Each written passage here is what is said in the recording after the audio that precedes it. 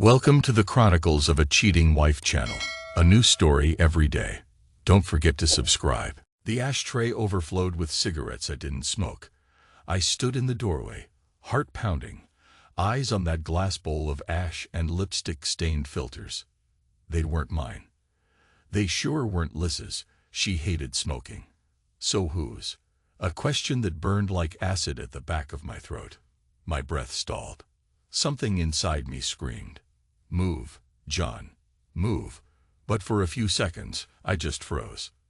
When I stepped forward, my mind fired rapid snapshots.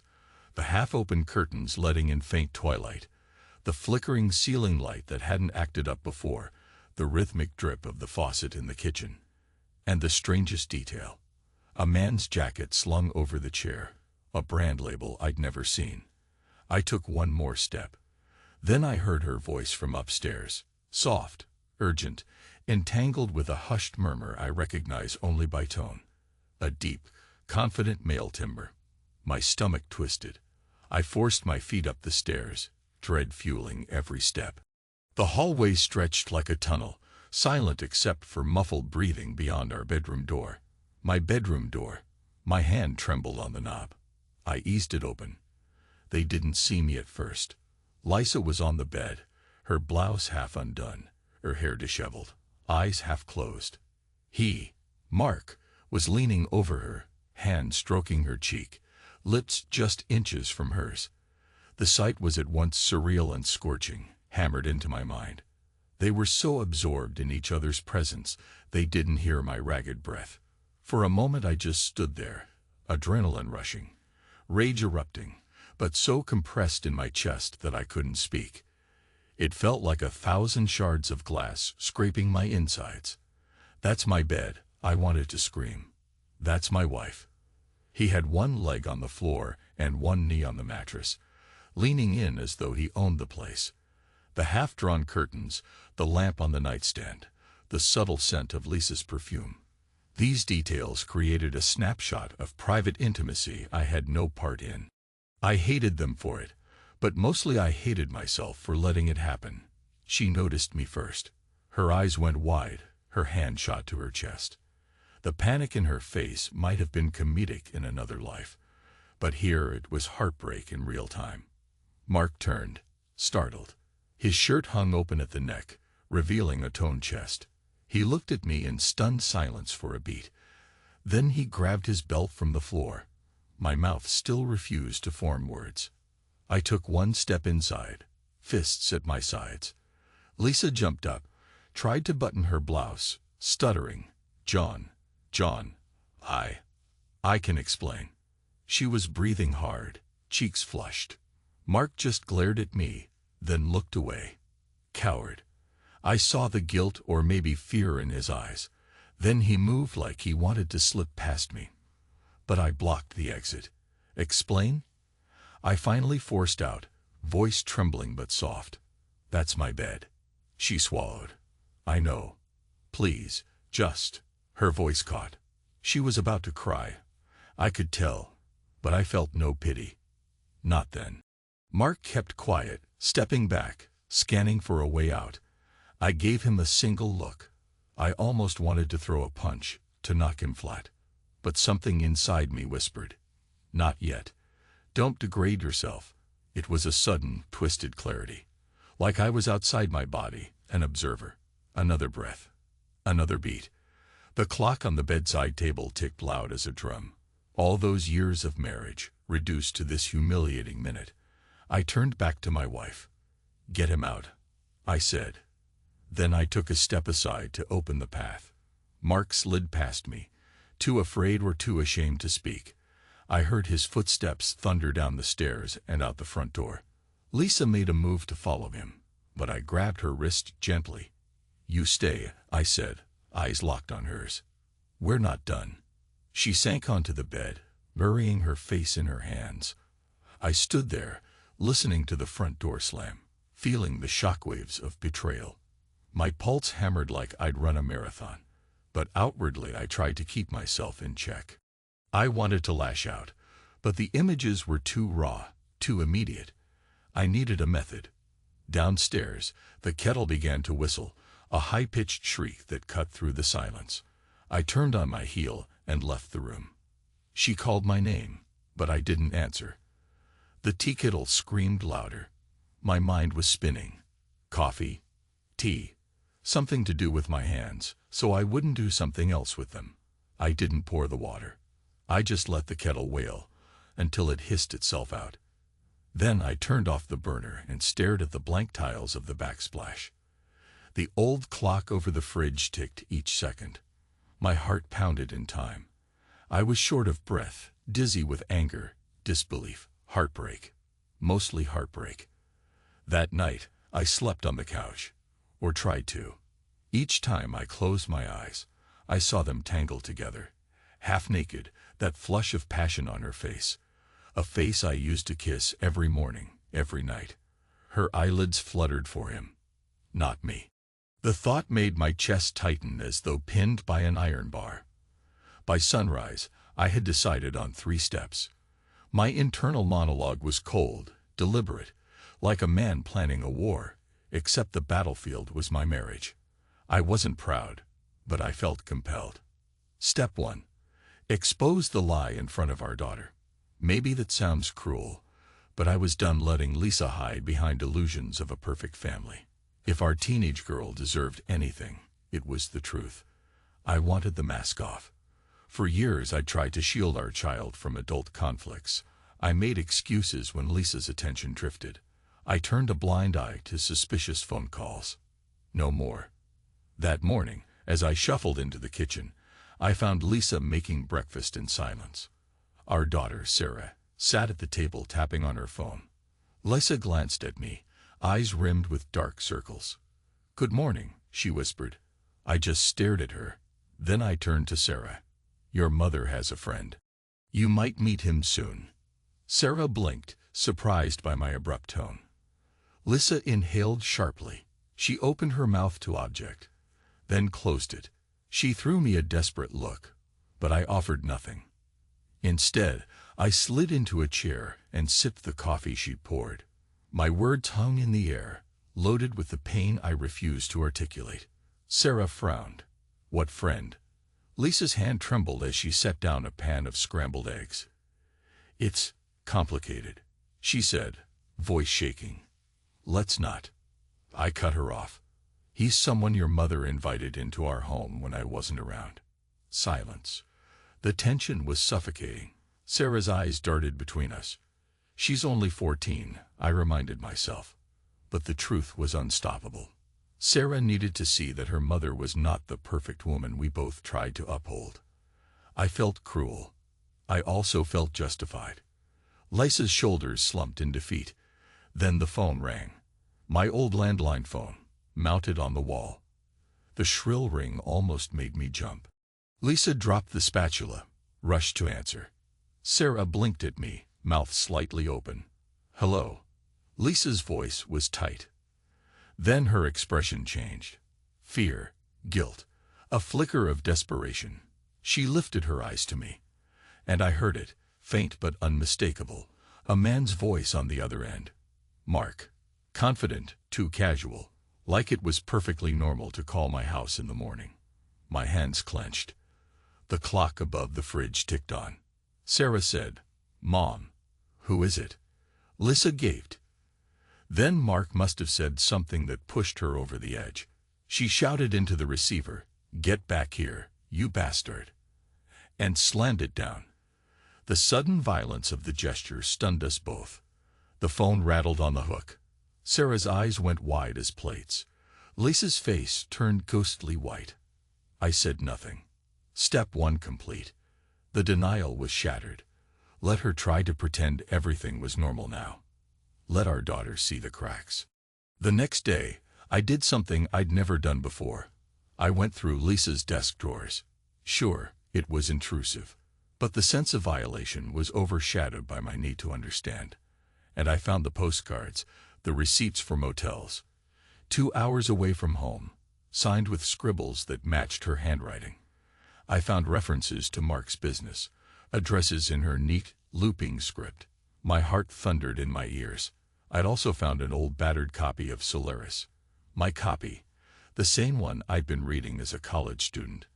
It looked out of place among her papers, but I flipped it open. Between the pages was a slip of lined paper, folded carefully. I opened it. I couldn't tell you. He promised to leave. Forgive me, if you can. The note was short, precise, like a confession. My throat closed up. This time, though, there was no shock. There was just a slow, simmering fury. Forgive me, if you can. Could I? Did I want to?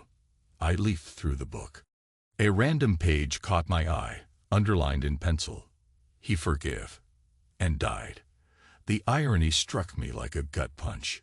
Lisa must have placed it there deliberately, either as a cruel joke or a silent plea. Maybe both.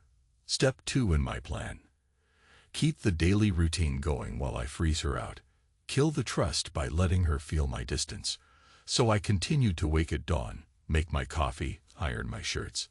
I still asked Sarah about her school projects, but I refused to meet Lisa's eyes. At dinner, I spoke only to Sarah. When Lisa tried to start a conversation, I gave clipped one-word answers. I cleaned up in the kitchen without acknowledging her presence. I slept in the spare bedroom. I never raised my voice. I withdrew everything else instead. She followed me around the house for 3 days, tears welling in her eyes. "John," she'd say softly, "please, we need to talk." I'd just nod and keep walking. She touched my arm. I brushed her hand away. She tried to sit beside me at the table. I'd stand up and leave. All the while, I watched her with a cold, analytical eye, the same way I watch company negotiations at work. She was unraveling, day by day. The guilt, the shame, maybe regret. I didn't care. I wanted her to feel the hole she carved in me. On the 4th day, Sarah asked if we could practice the piano together. Usually, we'd do that on weekends, our little father-daughter bonding time. Lisa leaned against the doorway, eyes red. I could see the tension in her fingers. She wanted to join in, but she didn't dare speak. I suspect she yearned to fix something by playing a happy family. But the chord was broken. And that afternoon, Sarah and I got into a small argument about who'd play first. It was silly, typical teenage stuff. But right then, the phone rang again. She grabbed it, half laughing, half exasperated with me.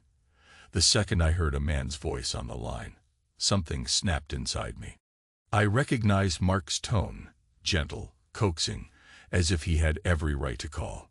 Sarah glanced up at me, confusion in her eyes. "Dad, who is it?" I clenched my jaw. Lisa turned white as a sheet, flung the phone to the couch, and screamed, "Get back here, you bastard." It was the same phrase she'd used before. Desperation coated her voice. My daughter stared at her mother in horror. It was the moment Sarah truly realized. This was no small misunderstanding. This was betrayal. The phone's dial tone buzzed ominously in the silence. That night, Lisa cornered me in the hallway. "John, you can't keep shutting me out. We have to speak. If we don't, we'll never fix this." I let out a breath, slow and measured. "Fix," I repeated. "Do you think there's anything left to fix?" My voice was quiet. She blinked, tears threatening. I never wanted it this way. I was lonely. You were distant. Mark. I held up a hand.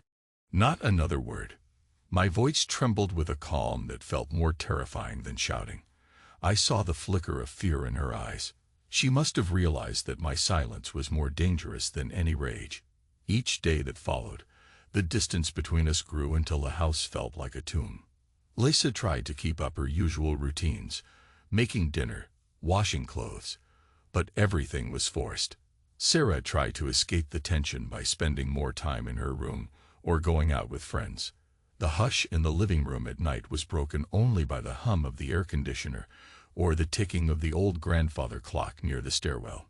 One evening after I'd stacked the dishes, I walked into the living room and saw Lisa holding the phone in her lap, just staring at it. She was waiting for Mark's call. Or maybe she was deciding whether to call him herself. She didn't dial. But that phone looked heavier than a tombstone in her hands. Step 3 in my plan. Confront the man. Not physically. I wanted him to see that I was not one of those clueless husbands who'd walk away quietly. I wanted him to know he'd destroyed something in me, and I'd never let it go. But I also wanted Lisa to witness that confrontation. She needed to see that trust doesn't die with a single blow. It's corroded piece by piece, second by second, word by word. So I arranged it. A week after I discovered them, I called Mark from my work phone. He picked up on the second ring, sounding casual. "Hello, Mark," I said, voice firm. "This is John." A long pause. Then, "I guessed you might call eventually. Are you? I want you at my house tomorrow evening. 6 o'clock. He hesitated. "John, I'm not sure if that's 6, I repeated, then hung up. The next day was a Friday. At 5:30, I returned home. Lisa was pacing in the living room, hair tied back, face drawn with tension. Sarah was in her room, presumably with music turned up to shut out the tension below. I loosened my tie, walked into the kitchen, and grabbed a glass of water. She followed me. "You asked him to come here," she demanded, voice trembling. "What are you going to do?" I set down the glass, leaning against the counter. "We're just going to talk," I said. "At least, that's the plan." She looked terrified. "John, please, promise me you won't do anything violent." I almost laughed. "I'm not going to kill him, Lisa. Relax." Her eyes flicked away. She pressed her lips together, clearly still anxious. I lifted the glass to my mouth, took a deliberate sip. Then I walked back to the living room. The ticking clock over the mantel sounded like gunfire in my ears. My heartbeat hammered in time. At 6 on the dot, the doorbell rang. I glanced at Lisa. She stood off to the side, her arms wrapped around her chest. I opened the door. Mark looked far too polished, freshly shaven, wearing a crisp button-down shirt and expensive shoes. He tried to give me a polite nod, but I just stepped aside, letting him in without a word. We stood there, 3 people in a silent triangle. The overhead light flickered again, a quiet hum from the old wiring. Outside, the sky was heavy with twilight. Mark cleared his throat. "John," he began, "I'm sorry. I never intended." I lifted a hand to stop him. "Sit," I said, pointing to the armchair. He obeyed. Lisa hovered by the couch, trembling. I remained standing, arms folded.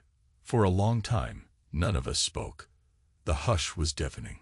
Finally, I broke the silence. "Why?"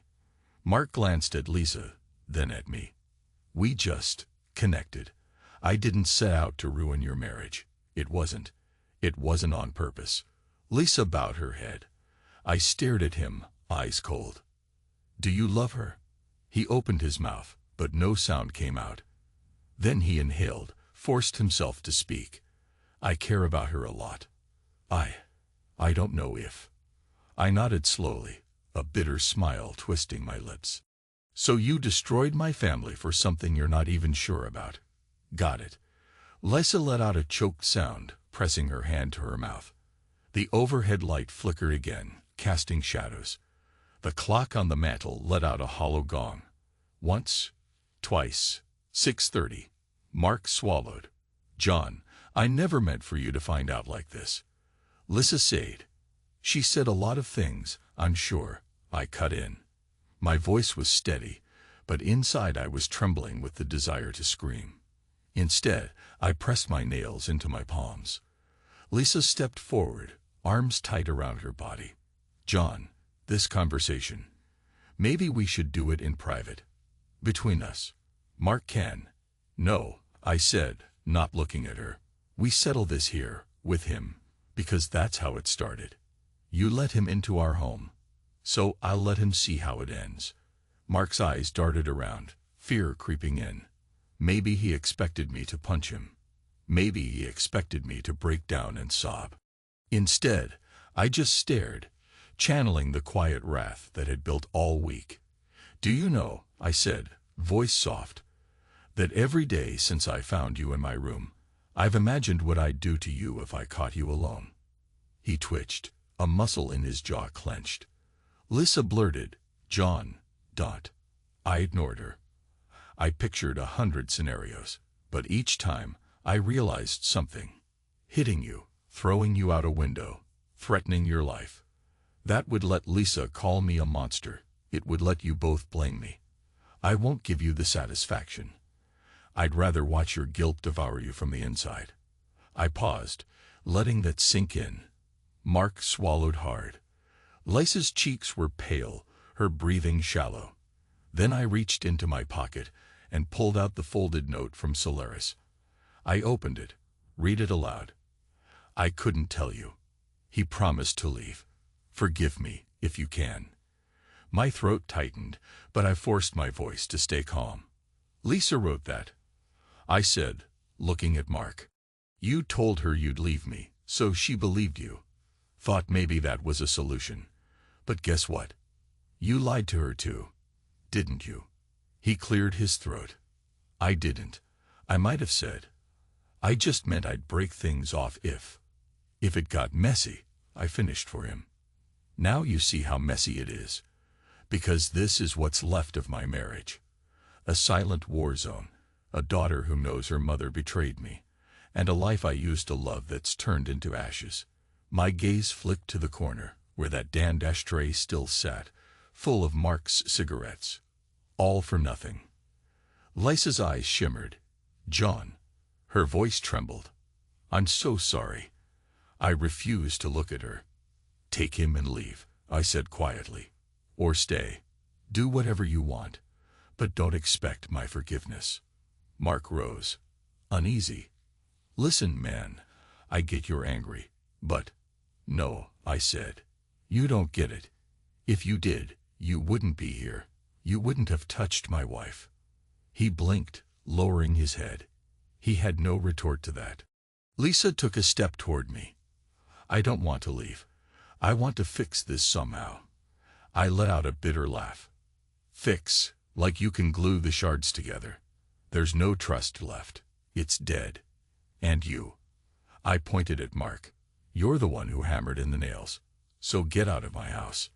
Mark looked at Lisa, silently asking if she'd follow.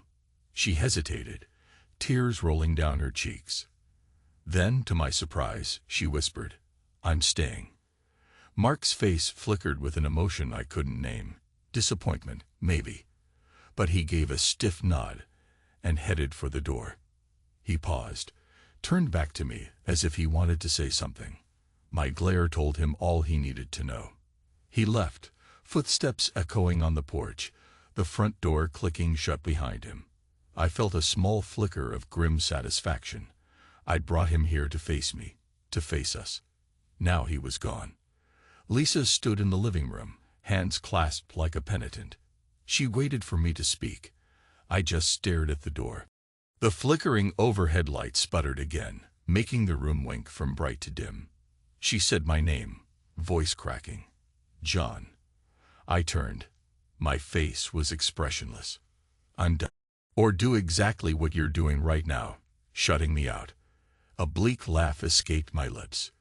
You want an explosion. Look around, Lisa. Everything we built is in ruins. I paused, voice turning hollow. And you want to fix it by begging for forgiveness. There's nothing left to fix. That's what you don't understand. She pressed a hand to her mouth, sobbing silently. I stared at her, numb. The irony was I once loved her so much I couldn't imagine a day without her. Now, I felt only a dull ache. Step 3 was complete. I had faced the man who took my place. I had exposed Lisa's secret to our daughter, stripped her illusions. I had turned our life into a cold, silent performance. Trust was well and truly dead. I'd killed it with methodical precision. The following week was pure limbo. Lisa slept in the master bedroom. I stayed in the spare. She tried to talk to me every morning. I responded with nothing more than a nod or a curt morning. At night, I made dinner and set a plate for Sarah, never for Lisa. She had to fix her own or quietly take from what I made. She never complained. She never argued. If Sarah wasn't around, we'd drift in and out of the same rooms like ghosts. No mention of Mark, no mention of the future. Inside, I felt like a chasm had opened. Rage threatened to swallow me if I let my guard down. So I didn't.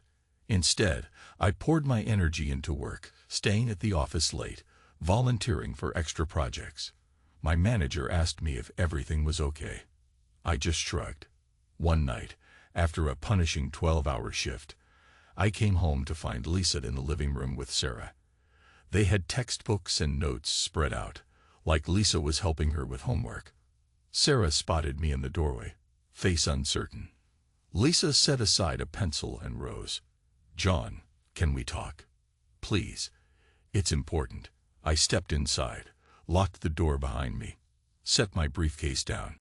"Sarah," I said gently, "could you go to your room for a few minutes?" Sarah looked at her mother, then at me, and left quietly. Her footsteps on the stairs were slow, reluctant. When she was gone, Lisa moved closer. "I've tried to respect your silence, but this can't go on. It's tearing Sarah apart. We live in the same house, but it's like a war zone. I can't fix the past. But can we at least find a way to exist without punishing each other every second of the day?" I studied her. She looked exhausted, dark circles under her eyes, shoulders drooped. I recalled the vibrant woman I'd married, full of laughter and soft humor. That woman was unrecognizable now. "You still think I'm punishing you?" I asked. "Don't you get it? I'm punishing myself. I'm still here, living with a woman who betrayed me, eating at the same table, pretending to have a normal life. I should have walked out that first night, but I stayed for Sarah." A tear slid down her cheek, but she didn't break. "Then let's figure out a way to co-parent at least. Do you want a divorce? Is that it?" The word hit me like a punch to the gut. I exhaled slowly. Maybe that's what it'll come to. But right now, I'm too drained to make that decision. And there's Sarah. She loves both of us. Lisa wiped at her tears. She deserves better than this silent hostility. I know I don't have the right to ask for anything, but could we talk calmly? Maybe with a counselor. I'm willing to do whatever it takes. I closed my eyes, remembering that line in Solaris. He forgive. And died. Did I want to forgive her? What if it killed something else inside me? My pride, my sense of self-worth. Or maybe that thing was already dead. Finally, I said, "I'll think about it." It was the first time in days I'd given her anything other than a stone wall. She exhaled shakily, like I'd handed her a lifeline. But I felt no relief. I felt hollow. When she tried to thank me, I just shook my head and walked away to the spare room. The next morning, I woke early, as usual. The house was quiet. I brewed coffee, listened to the drip, drip of the machine. My reflection in the window over the sink looked old, lines etched deeper than before. My chest felt tight, but not from heartbreak this time, more from a numb acceptance. I'd done what I set out to do. I'd taken my revenge by letting her taste the poison of a broken marriage, day after day, while Mark was shut out.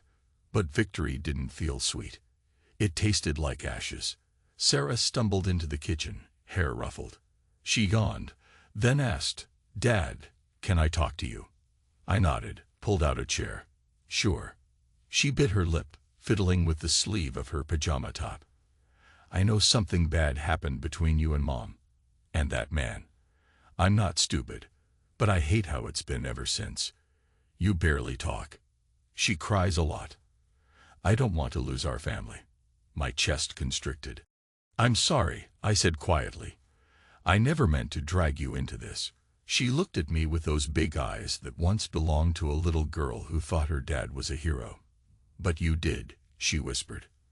"I just want you to know, whatever happens with you and Mom, I still love you both, and I can't stand seeing you suffer." I blinked away moisture in my own eyes. "I love you too. But this is complicated." She nodded. We shared a moment of raw honesty.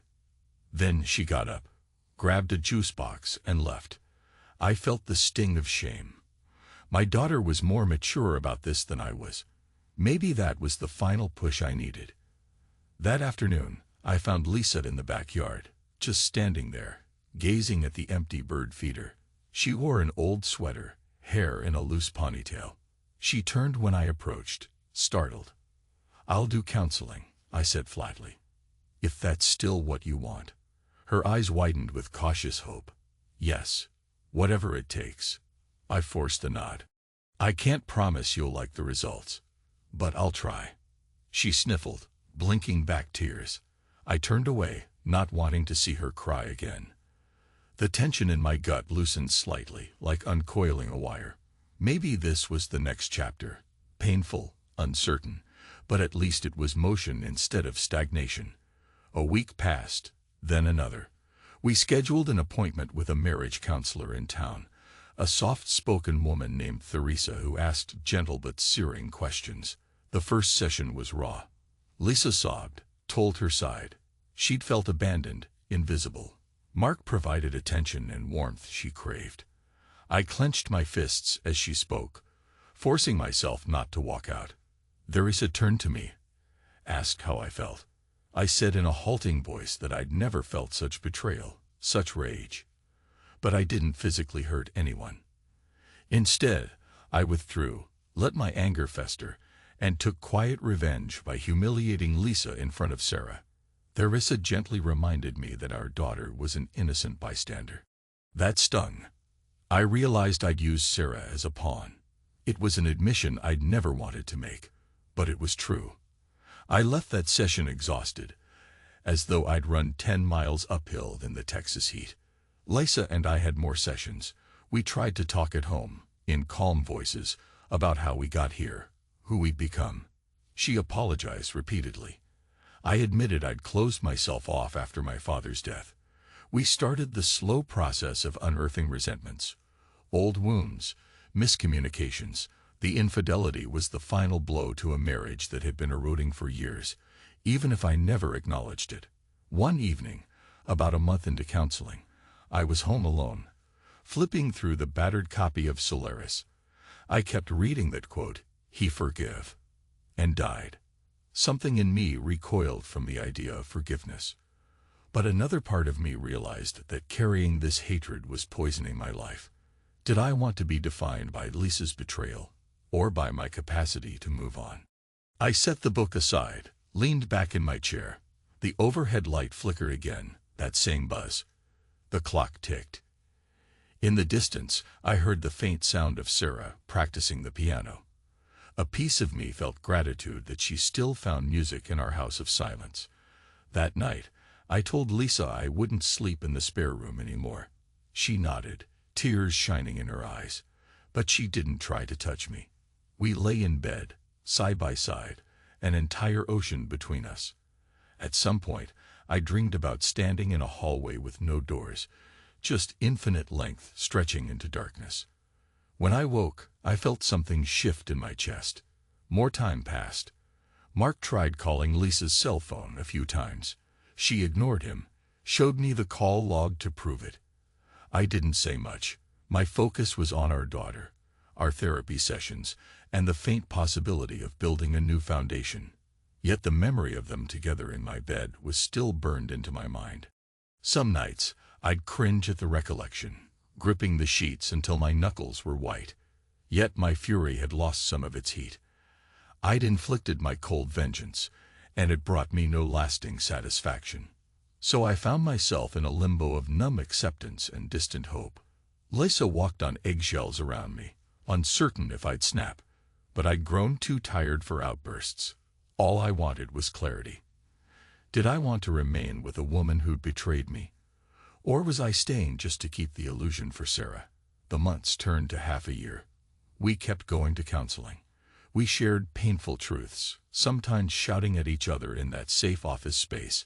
I told her, point blank, that my trust was shattered. She told me she still loved me and would do anything to regain even a fragment of that trust. Theresa guided us carefully, never sugarcoating the difficulty of rebuilding. One late evening, After returning home from a long day at work, I found Lisa in the kitchen, drying dishes.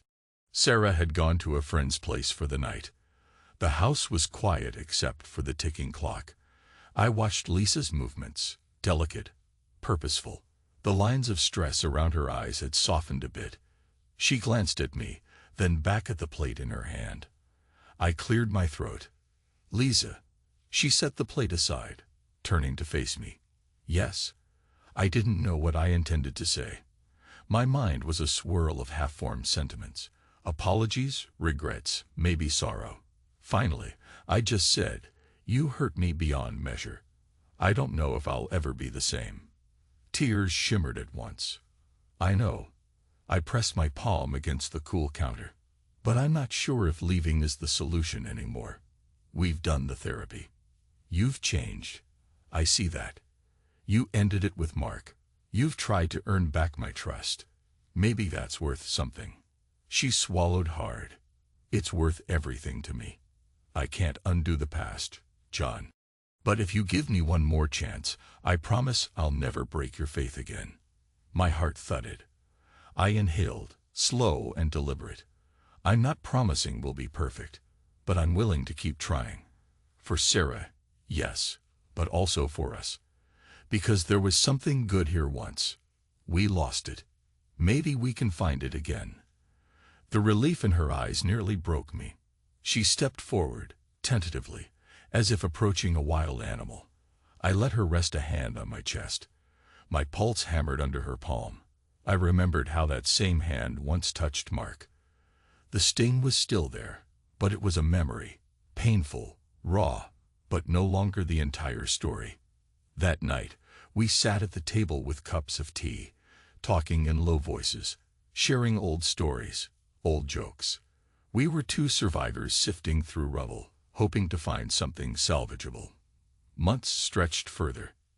The day came when I realized I no longer flinched at the mention of Mark's name. He'd moved to another part of town, or maybe left altogether. He was an absence, a negative space. Lisa and I were forging a fragile new intimacy built on honesty. Each day was a small test. I'd catch her worried eyes searching my face for signs of doubt. I'd check her phone calls, partially out of habit, partially out of an old fear. She let me see whatever I wanted. Maybe that's trust. Maybe that's desperation.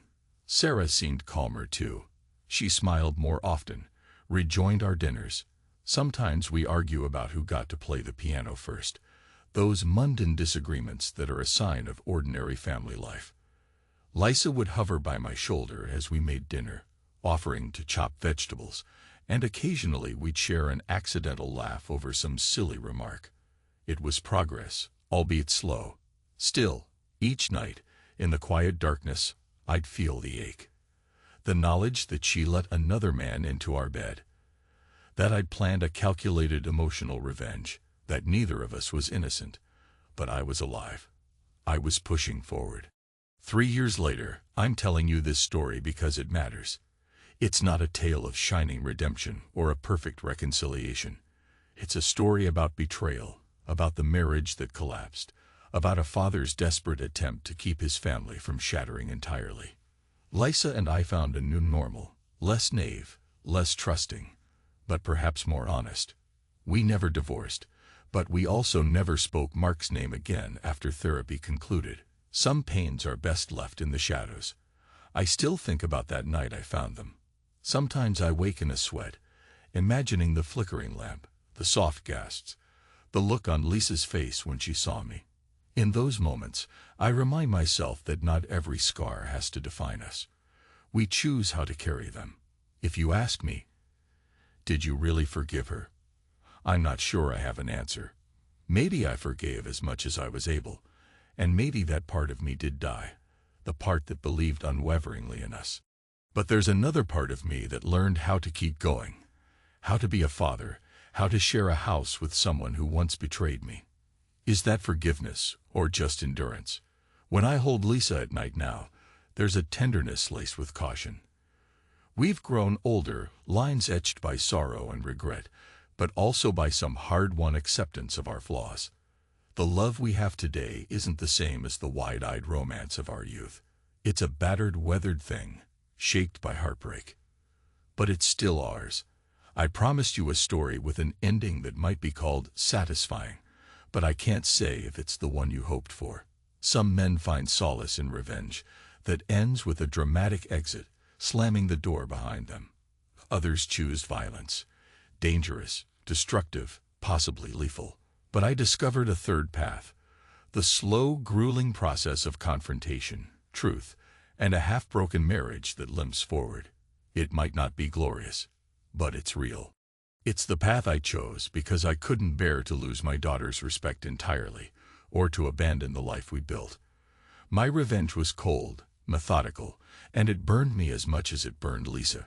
In the end, I realized the price was too high, even for the satisfaction of punishing her. So I stand here, after all is said and done, living after her in one sense, after the woman she used to be. And yet, ironically, still living with her in another sense, day by day. We endure side by side, forging a fragile peace. Whether it will endure forever, I can't say. But for now, we keep going. And perhaps that, in its own stark way, is a victory. The trust is gone. I won't pretend otherwise, but we've built something else, something raw and honest. Maybe that's more valuable than illusions of perfection. At night, before I close my eyes, I sometimes open that old copy of Solaris, the one with the note Lisa left. I read the underlined passage. He forgave and died. I set the book down, slip under the covers next to a wife who's both stranger and companion. The clock on the wall ticks. The old light flickers. My last waking thought is always the same. I survived. We survived. But there's a scar that will never fade. Then I shut my eyes and let darkness cradle me.